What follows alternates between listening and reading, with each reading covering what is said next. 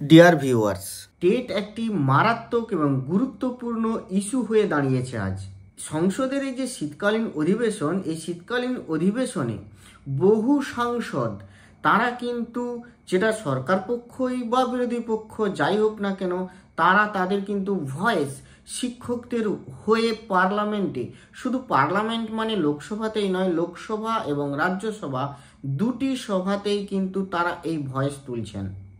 শুধু যে একদিনে বলে গিয়েই তারা থেমে গেছেন তাই নয়, পালা করে বিভিন্ন সাংসদরা এক দিন করে করে তারা কিন্তু এই অধিবেশনে শিক্ষকদের হয়ে, শিক্ষকদের জন্য একটা বিশেষ কিছু নতুন পন্থা, যা গত যে 1 সেপ্টেম্বরে সুপ্রিম কোর্টের যে টেটের বাধ্যতামূলক রায় ছিল, সেটার বিরুদ্ধে একটা শিক্ষকদের ফলে কোনো কিছু একটা সুরাহা করতে পারেন তার ব্যবস্থা করার অনুরোধ সবিনয়ে তারা কিন্তু পার্লামেন্টে জানাচ্ছেন।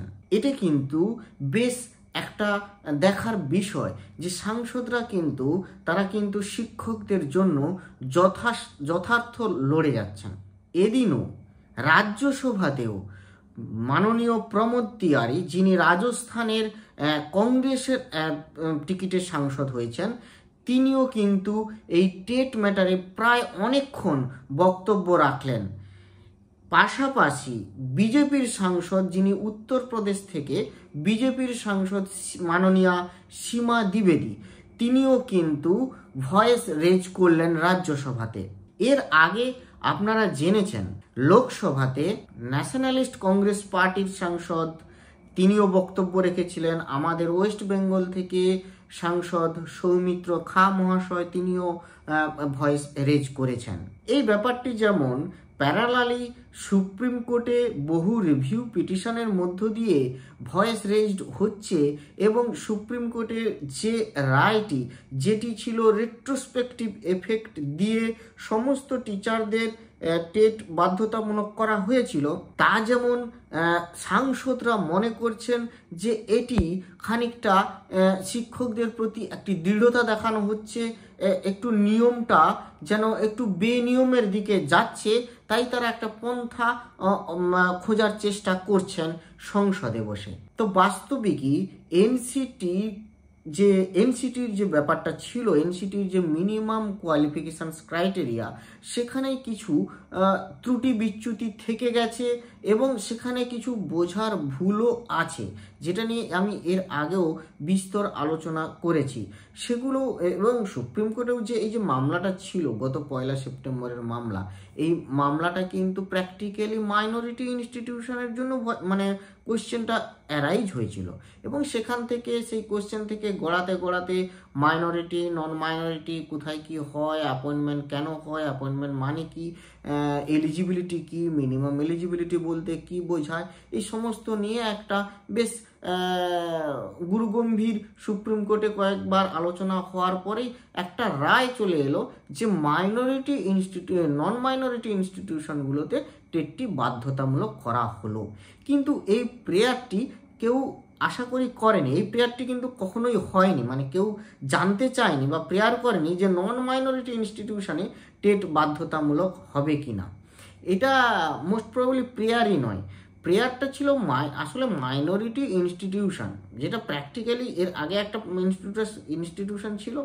তারপরে অঞ্জুমান ইসাতে তালিম তারাও বলল যে এটা মহারাষ্ট্র থেকে উঠে আসা একটি কেস, এবং তামিলনাড়ু এর সাথে জড়িত, কারণ তামিলনাড়ু এর আগে কেস হয়েছিল। তো অঞ্জুমান ইসাতে তালিম ট্রাস্ট তারা বলল যে আমরা আমাদের যে নীতি নির্ধারণ ব্যাপারটা থাকে সেটা আরটি অ্যাক্টের বাইরে, আমাদেরকে একটা একটা অন্য চোখে আরটি অ্যাক্টকে এখানে বলা আছে এই অধিনিয়মে। তো সেই কারণে আমরা এই রায়টা মানতে বাধ্য নই, অর্থাৎ টেটের যে ম্যান্ডেটরি ব্যাপারটা সেটা মাইনরিটি ইনস্টিটিউশন মানতে বাধ্য নয়। সেটা করতে গিয়েই নন মাইনরিটি ইনস্টিটিউশনে সবাইকেই টেট করতে হবে, এটা বলে দেওয়া হলো।